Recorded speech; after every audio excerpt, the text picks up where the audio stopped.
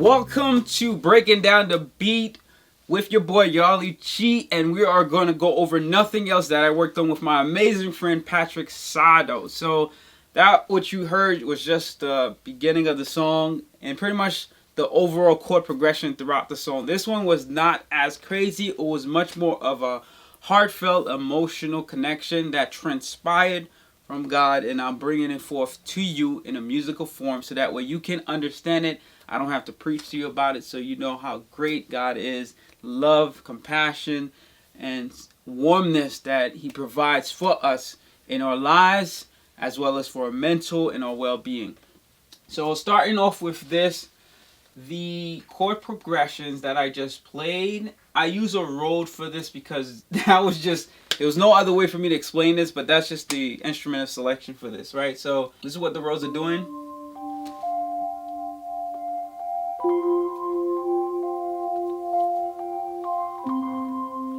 Simple, right?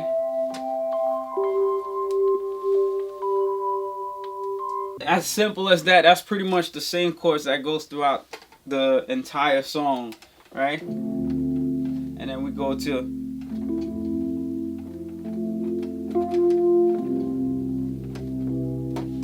so layering on top of that is some pads, which I have here.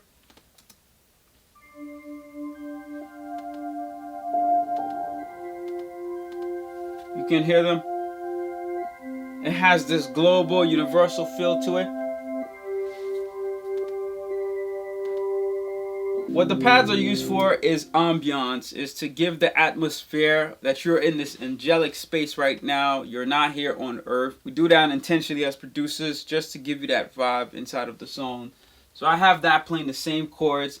I did not replay this. I just pretty much used the same MIDI in order for me to use a different sound. That's all it was. The piano sound is just same chord progression.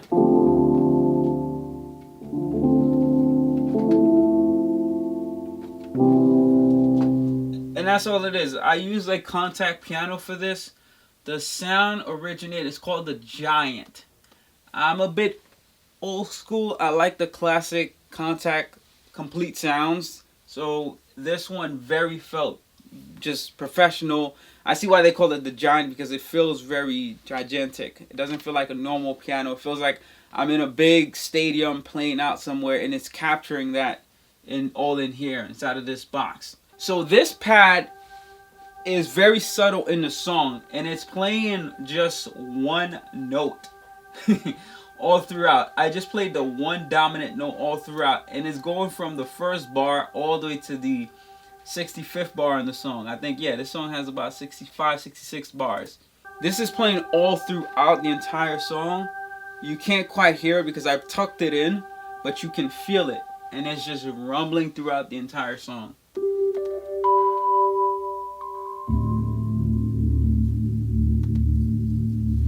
This is our favorite part, right? The bass, the bass, the bass, the bass. It's simple chord progressions. You have starting with D.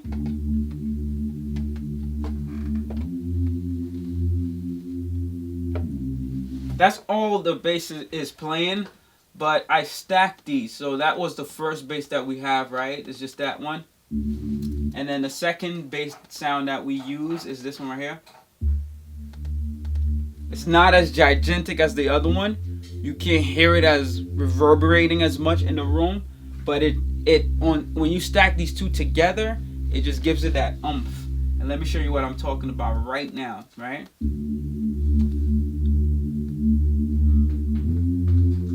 Hear that?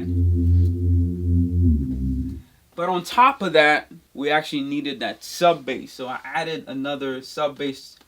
It's pretty much a sine wave bass by itself, right? What this does is fills your subwoofers. So if you have a sub you're gonna hear this in, it's gonna pound on it. It's gonna make it feel good. And when we merge all these three together, now you have the fullness. So I'm hitting your sub and I'm hitting your normal woofers all at the same time, and I'm giving you that ambient all through the bass. I never wanna leave. You can just feel that. I don't even have the chords playing right now. It's just him with the bass.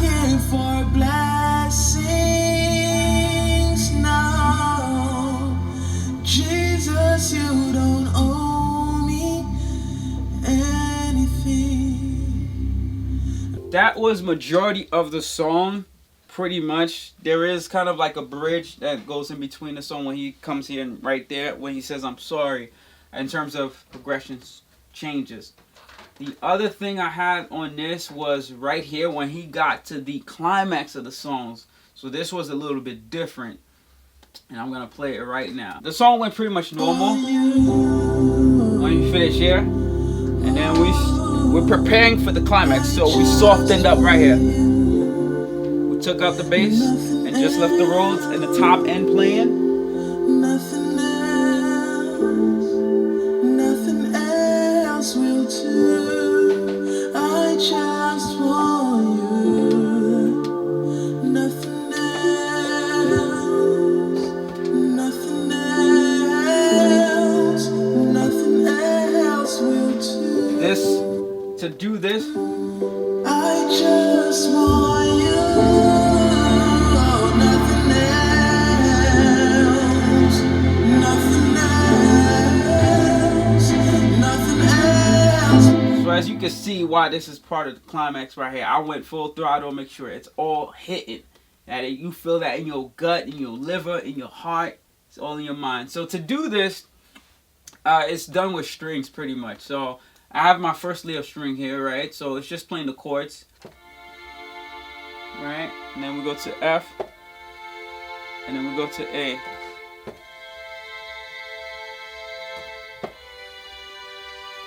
Again, this is more of the separation and the orchestration that you would do for strings, right? As you can see, it's just pretty simple chords to create that separation. But on the keys, I wasn't really doing that. I was still doing this, right?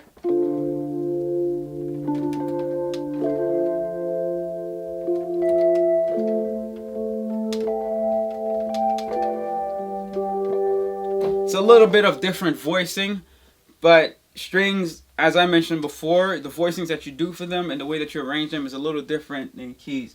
So that's pretty much the string progression that you've heard just now. Now I stacked it with a different kind of string. It's called the tremolo. So the tremolo is that string that just shakes, right?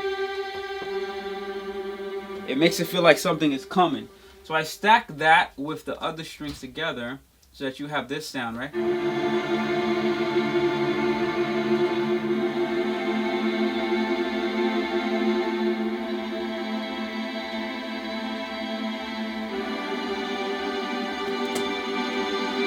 But like, what can we do to make this even more dramatic?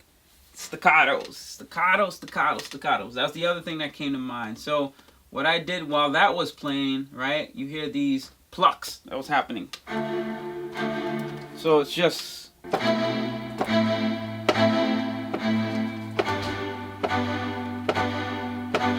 That's all that is playing throughout here, right?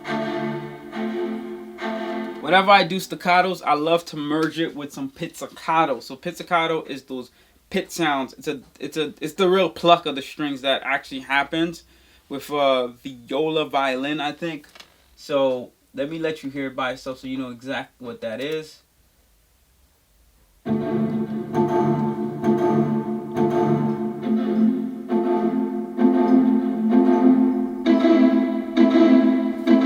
So there goes the plucking of the strings, really. The staccato is more like the short stab of the string. So they're just doing boop, boop. From what I've seen when violinists play staccatos, that's what they do. And for plucks, they actually use their fingers to just pluck it left and right. But I'm not a professional violinist. I'm just sharing. I just love and cherish the way that they do this. I'm fascinated by it and love the sound that is produced out of this. So all together for this part right here with the climax, right, we have the strings that are just hitting right now.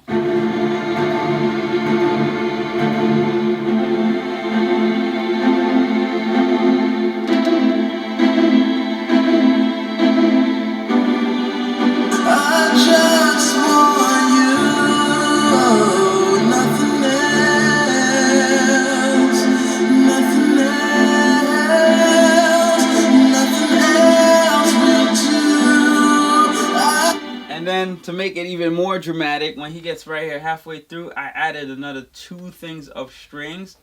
One is more in the middle, so by itself, this is what it is. So this is now a full string tremolo, similar to the other one, but an octave above. I have another one that comes probably 4 bars after that, which is even higher. So they all combine together. That way their voicings are separated enough, right? That's why I'm playing around with the octaves. I have the one playing in the lower octave right here. And then I have one playing in the mid octave. So that one's much in the lower. And I have one in the high. So it's... the high is the last one that comes before he comes back. And we tone the song all the way back down to that soft tone once more. So let's hear it all together. Nothing else will do. I just want you. Nothing else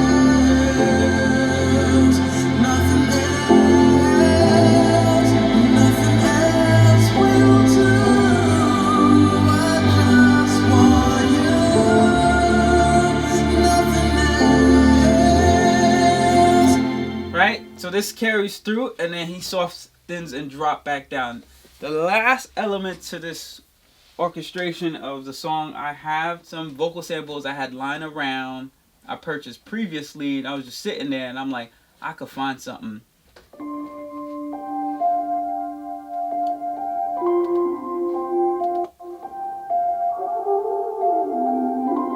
You hear that right there?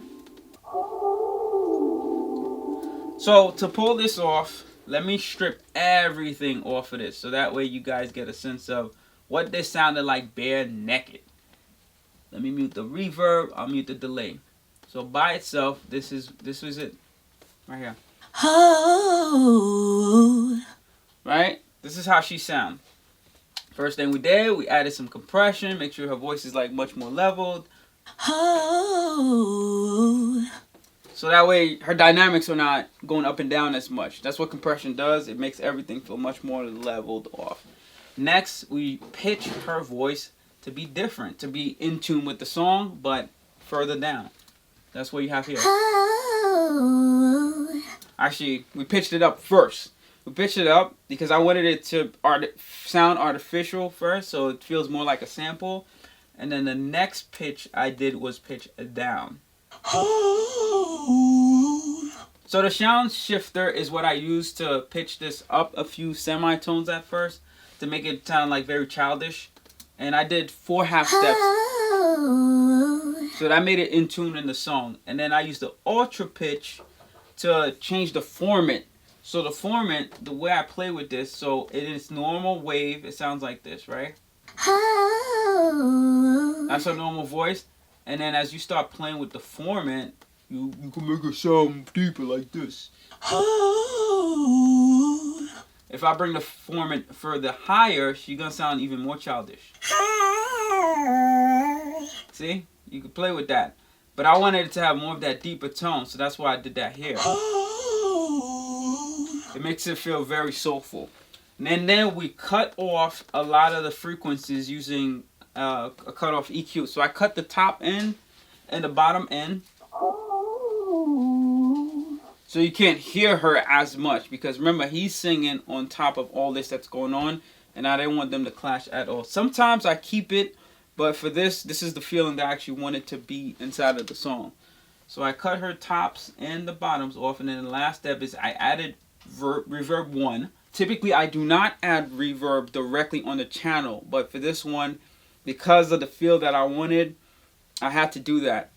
So this is what it sounds like with the reverb. So now you have your full sample. And if I play it with everything going on and him as well, you see that they're not clashing, and you're hearing the sample kind of piece together and form together. It's just beautiful. Feel that here. I'm caught up in your presence.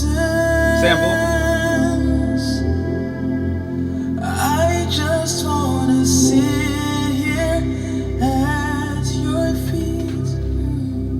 I know you're hearing the samples in the backgrounds here and there and such. That just to add the touch, emotional vibe to the song and make it feel right here, right?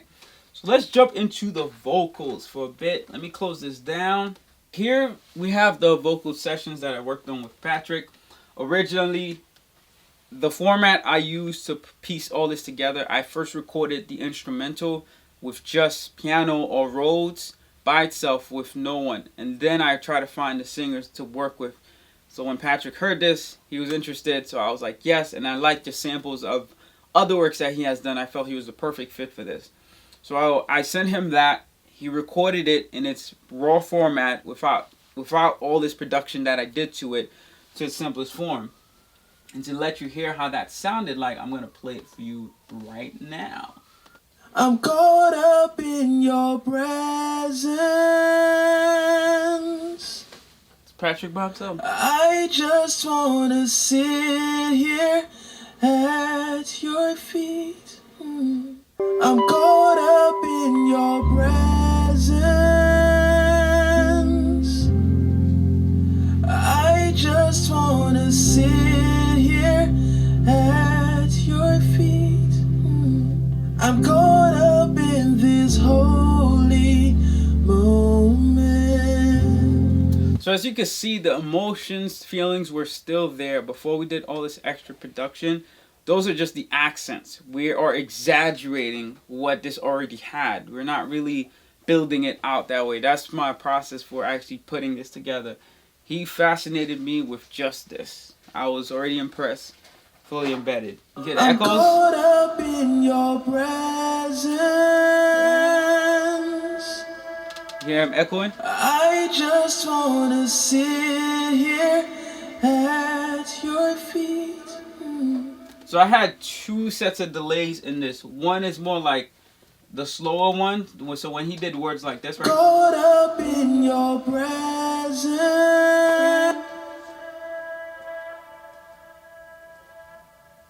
You hear that one? That's the beat for that. But for the other ones where he kind of was doing shorter words, at your feet. like your feet, your feet.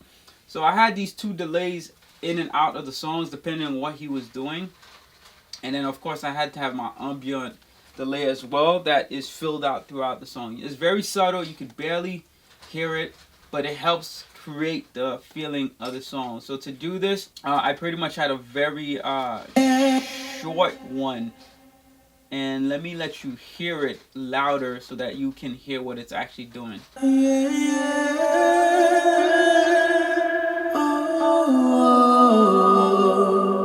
I'm caught up in your presence. It'll be annoying for you to hear that all throughout the song. So it's there. It's just tucked in. I reverbed it quite a bit, so I put a huge reverb on it. So if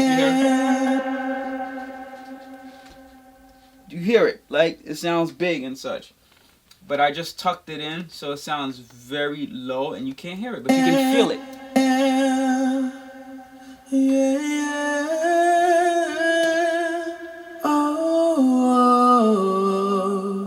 And that's pretty much it to the vocals, besides him delivering, especially when the climax comes. Nothing else, nothing else. So right here before the that you can do. And then he builds it up to the bridge where it gets very strong, right? I just want you. He's screaming his heart out, expressing himself fully, and that's what I want here. And he's playing with the melodics of the song right here. I'm caught up in your presence. So that dynamic play that we do, we build it up, we tone it down, build it up. It just gives people different rides and emotion to make them feel good while listening to the song, and it resonates. But this is the ride up and downs that you face with in life, and I think it was all in this song right here. So I really hope that you find yourself in this and find what we're trying to deliver as a message to you, is that God will be there with you throughout all these ups and downs to carry you through. He will not desert you or forsake you. any way, shape, or form. The last step of this, now once I had his vocals mixed down, I mixed it down in the basic form of just the original road rendering that I did, and I put it back into Logic where I built out the entire production with the bass, the strings, create those dynamics, and then also adding that background vocal ad-libbing sample that you heard to give it that ambiance, and then we packaged it up, and that was it. Of course, with mastering, this had to be done. I didn't want to bounce this in the 2 tracks, so for simple mastering for this, I did it inside of the production session because I already had the vocals and everything. Typically, we bounce it into left and right stereo, but skipped all that because I felt like this was solid enough for it to handle that. Right? We got our multi-band compressor where we're making sure the bass, the mids, and the high were leveled off and they weren't sounding all crazy. So everything was just like much more leveled. And then we did some EQing to take out frequencies that weren't needed either in the bass or the mids or the highs. So that way it doesn't sound too harsh or too boomy in different parts of the song. And then lastly is our limiter, which made it loud enough so that way as you listening to other songs and transitioning to this song in and out, it doesn't feel off. You don't have to bring the volume down or up. It stays at the level that you had with every other song. And that's pretty much it. We wrap this up and package it. So I hope you found this insightful if you are a producer in terms of understanding my process of things, breaking things down, right? If you picked up a little bit of gems here, I'd love to also get your feedback if you have any tips and ideas. If you're just curious about the song, breaking down song process that we do as producers, as well as working with songwriters and artists, I hope you found this to be intriguing so you understand all the different steps that we deal with to package hours and hours of work into a 2-3 minutes 4-minute song that you just kind of just listen like that and in the future. So like, share, subscribe. Peace and love. Trust in Jesus, as I always say, and I shall see you next time. Yeah!